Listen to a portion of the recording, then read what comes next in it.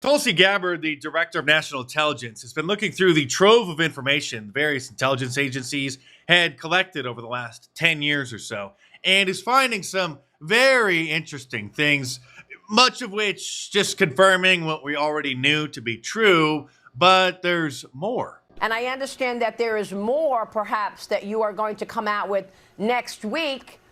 And I was told that that's why they raided Mar-a-Lago, that they wanted to find the Trump-Russia documents that indicated there was absolutely no collusion and that there was no evidence to even start such an investigation. But Trump didn't have it there in Mar-a-Lago, but that's why they raided his house in 2022. Is that correct? The same reason they rearrested Jeffrey Epstein. A containment unit went in there and then took all the files, took all the hard drives. So that stuff is never going to see the light of day, ever. But it looks like the Biden administration left behind some of their evidence, and they were concerned that that evidence was in the documents, like she said, that President Trump brought to Mar-a-Lago. I don't have the details on the specifics of the Mar-a-Lago raid itself. Those are within the possession of the FBI. But there's no question in my mind that this intelligence community assessment that President Obama ordered be published, which contained a manufactured intelligence document. It's worse than even politicization of intelligence. It was manufactured intelligence that sought to achieve President Obama and his team's objective, which was undermining President Trump's presidency and subverting the will of the American people. So yes, next week we will be releasing more detailed information about how exactly this took place and the extent to which this information was sought to be hidden from the American people, hidden from officials who would be in a position to do something about it. And that's really the point here that I think is most important, Maria. Actually, what's most important here is the Trump administration should start fighting fire with fire and get revenge against the Democrats who used countless lawfare tactics to try to imprison President Trump and countless people in his cabinet. And finally, Republicans are getting some guts. The FBI has launched criminal investigations into John Brennan, the former director of the CIA, and James Comey, the former director of the FBI. Now, don't get your hopes up. This is a long ways away from any criminal indictments, which I actually doubt they'll have the guts to do. But it is nice to see them getting a taste of their own medicine and on the receiving end of some lawfare for a change. And Adam Schiff has also been criminally referred to the Department of Justice over mortgage fraud. It looks like he was involved in the same scheme as the New York Attorney General, Letitia James, who persecuted President Trump, who also is under criminal investigation. And about a month ago, a grand jury had issued subpoenas in the Letitia James case. So she is being investigated. The scheme is that they lie about which house they're actually living in because these people are all wealthy and own multiple houses, and then they get a better loan on a mortgage for a house that they're going to live in than they do on a rental property. And so then they, well, according to them, bend the rules, but they are breaking the rules. They are committing mortgage fraud. Here is Schiff for Brains being confronted about this, where he, well, pleads the fifth. Any response? Senator, why did you decide to make your primary residence in Maryland for 10 years? For a decade, not California? Any comment on Trump accusing you of mortgage fraud, sir? Yeah, California senator has his primary residence on the exact opposite side of the country. Any response?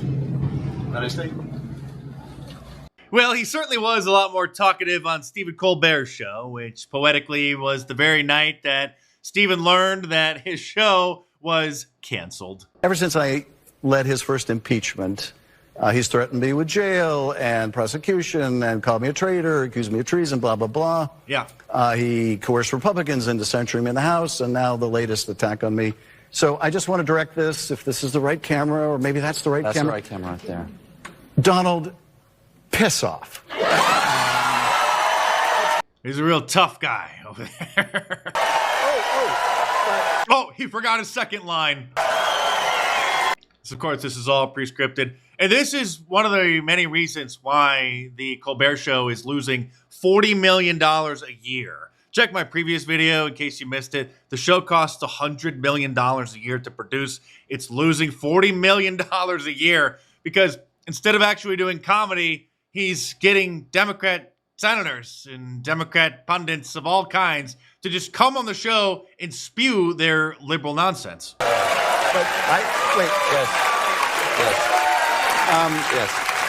But Donald, before you piss off, would you release the Epstein files? But come on. Senator, thank you so much for being here. Senator Adam Schiff, everybody. Adam Schiff, everybody, who flubbed up his lines. But since he mentioned he who shall not be named, you got to wonder if they're so interested in the Epstein files now, why is it that they didn't release them when the Democrats were in charge of the Department of Justice over the last 4 years? Surprisingly, even some of the talking heads on MSNBC and CNN, who apparently have a tiny remnant of a soul left in their body, have been wondering that same thing. State congressman, you could have gotten that from 21 to 25 when Democrats controlled the DOJ. Why? It was a crisis then. It's a crisis now. Why didn't Democrats call for it from 21 to 25? So, I mean, you'd have to go back and look specifically at particular prosecutorial decisions and what was taking place in terms of the other cases. So I don't know. We could try to reconstruct that record. But the point is that... The point is that he's deflecting.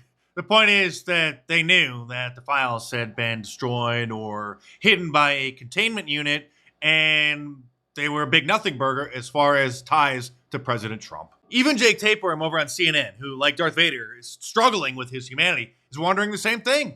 But it's true that the president says there, Democrats didn't really seem to do anything about the Epstein files throughout the 4 years of the Biden administration. I mean, should you have? You sit on the Senate Judiciary Committee. Senator Marsha Blackburn for years has been trying to get flight records and other information about Epstein released, and she seems to have been the only one on that committee trying to do so.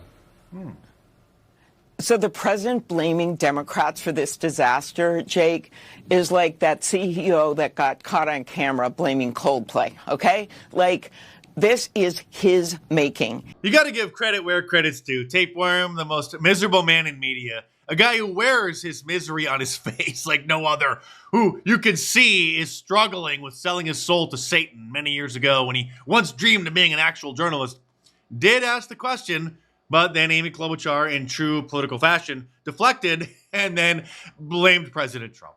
And Tulsi Gabbard may issue criminal referrals for various officials in the Obama administration over their conspiracy to frame Donald Trump as having conspired with Russia to win the 2016 presidential election, inspiring memes like this.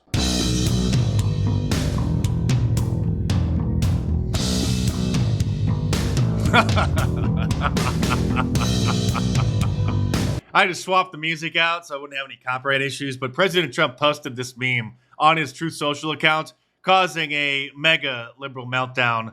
Trump, 79, posts deranged AI video of Obama being arrested. And then there's this one from the Dilly meme team, the best in the meme business.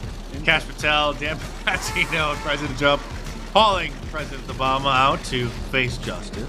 President Trump also posted these mock-ups of mugshots of various Obama officials, including Samantha Power, Susan Rice, Valerie Jarrett, James Clapper, James Comey, John Brennan, and Barack Hussein Obama himself. But again, I don't want people to get their hopes up for two reasons. I highly doubt that the Trump administration has the guts to go ahead with a full-fledged lawfare campaign.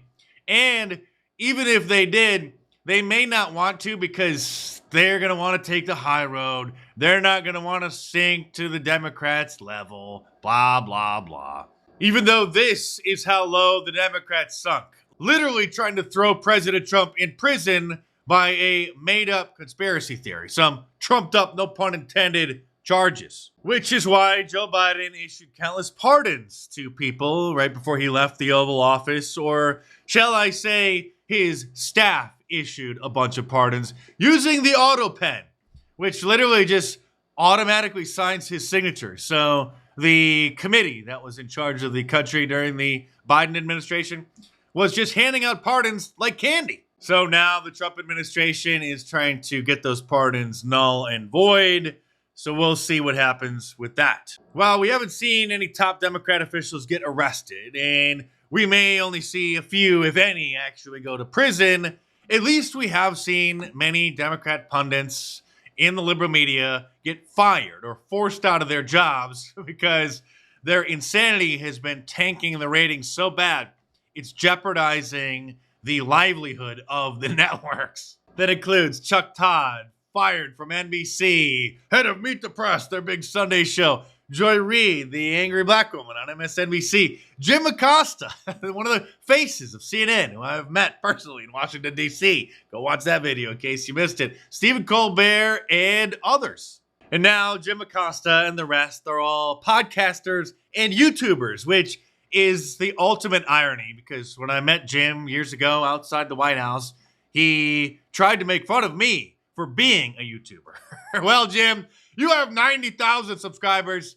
I have 1.9 million. You're so arrogant, Jim. Well, I don't know if that's the case, but hey, since you're recording me, I'll record sure. you guys. Hey, thanks for unblocking me on Twitter, though, by the way. Jim, I think you owe me an apology for thinking that I make my YouTube videos in my mother's basement. Well, make them in the kitchen, Jim. On my laptop. If it's your mother's kitchen or your mother's basement, I apologize. But seriously, though, Jim. Let me just correct the record here. I'm sorry that in Mark Dice's kitchen. I'm sorry that I said it was in your mother's basement when it was in your mother's kitchen. I apologize. It's my kitchen, Jim. And this just shows you how arrogant you are about the new social media technology. It would be great if you could find a gainful career besides what you're writing doing right best-selling now, books and becoming a top YouTuber and you're just being a social people out on the influencer, street. I mean, supporting the president, debunking fake news from the Clown News Network. Carved out for yourself. It is fantastic. I'm living the dream, Jim. It's amazing. God has blessed me with so much. This is a divine appointment, Jim. Yeah, well, it's great to hear. All right, welcome everybody to the Jim Acosta Show. Epstein Gate The Jim Acosta Show, coming to you live from his wife's boyfriend's basement. And I guarantee it's only a matter of time before he comes out with his own merch. You're not a real YouTuber unless you have your own merch, like I do, for sale over at markdice.com. You should head on over and check out the Liberal Tears mug, the new Alligator Alcatraz shirt, available in 2 different styles. This one with the larger graphic and a more subtle version as well. Also available in a tank top. In fact, all of my designs are available in tank tops for the summer and women's cuts as well. So head on over to markdice.com and get your Alligator Alcatraz shirt. Your War is a Racket shirt, your classic liberalism find a care shirt, or any of my awesome designs. Like I said, all available in a t-shirt, long sleeve, and a hoodie, and now tank tops as well, and women's cuts. So head on over there or click the link in the description below and check them out.